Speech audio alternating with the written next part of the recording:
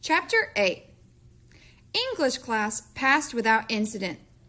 Miss Plimsoll distributed word lists for her pupils to take home. The more words you know, she explained as always, the more exactly you can think. There were some difficult new words, John noticed.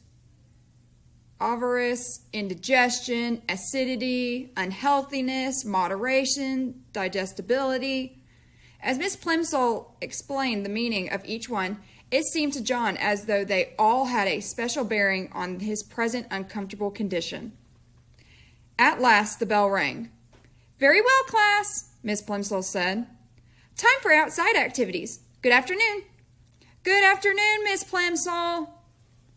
Miss Plimsoll gave the signal for dismissal, and the pupils in the front row filed out, followed by those in the second row, including John and Susan. Susan played a violin in the school orchestra, and usually she and John went to the rehearsals in the auditorium together. This time, Susan hurried on ahead of him. John followed very slowly. The members of the orchestra were sitting at their music stands on the auditorium stage when John, carrying his dark blue trumpet case, got to his chair in the brass section. Mrs. Quaver had already begun to explain a difficult passage to the girl who played the flute. Just after Jay sings, "Nestlings chirp and flee," she was saying, "You come in with your trill, doodle-oo-doo-doo-doo-doo-doo." "Do you see the place on your score?" "Good." "Ah, John!" Mrs. Quaver exclaimed, seeing him in his place. "I'm glad you're not absent.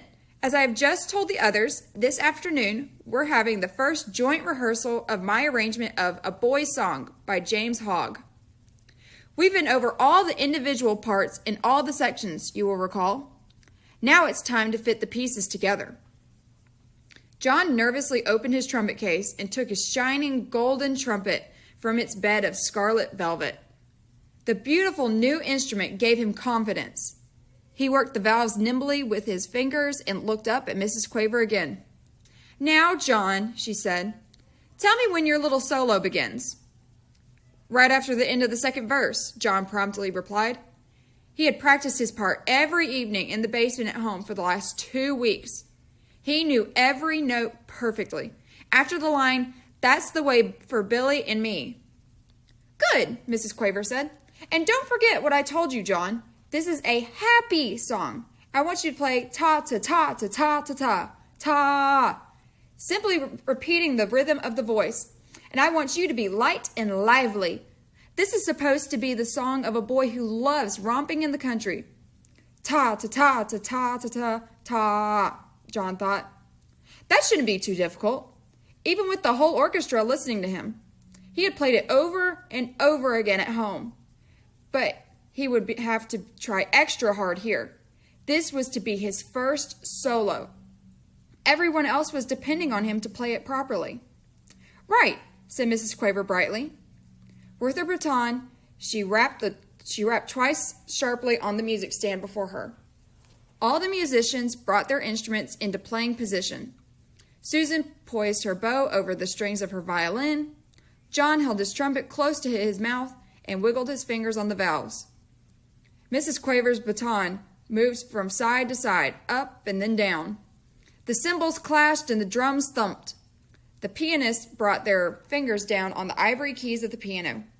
The violinists and cellists made their wheeing and whooping sounds. All were in perfect unison. The rehearsal had begun. After the introduction, one of the older boys began to sing, "Where the pools are bright and deep, where the gray trout lies asleep. Up the river and over the lea, that's the way for Billy and me." After the last line of the first verse, John's fellow trumpeter echoed the rhythm of the singer's voice, ta-ta-ta-ta-ta-ta-ta. Mrs. Quaver smiled approvingly at the successful performance and, with her baton, gave the singer the signal to begin the second verse. Where the blackbird sings the latest, an oboe went peep. Where the hawthorn blooms the sweetest, where the nestlings chirp and flee, the flute warbled according to plan. That's the way for Billy and me. John swallowed with an effort and put the mouthpiece of his trumpet to his lips for his solo. The mouthpiece instantly changed to chocolate. Then, almost as fast, the chocolate spread along the instrument, changing all the flashing gold into dull brown. The first note came out fairly true. Ta! But chocolate trumpets cannot withstand much pressure. The hole in the mouthpiece softened and clogged up, and the valve stuck as John desperately tried to finish his part. Mrs. Quaver's eyes almost popped out of her head as she listened to him play. Ta ta tu ta ta ta ta. It sounded as though John were trying to play a soap-filled bubble pipe. Terribly flustered, he put down his trumpet.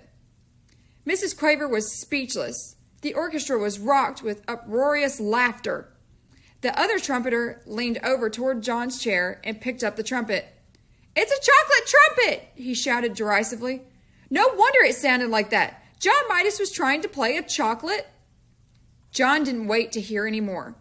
He fled from the stage and out to the playground.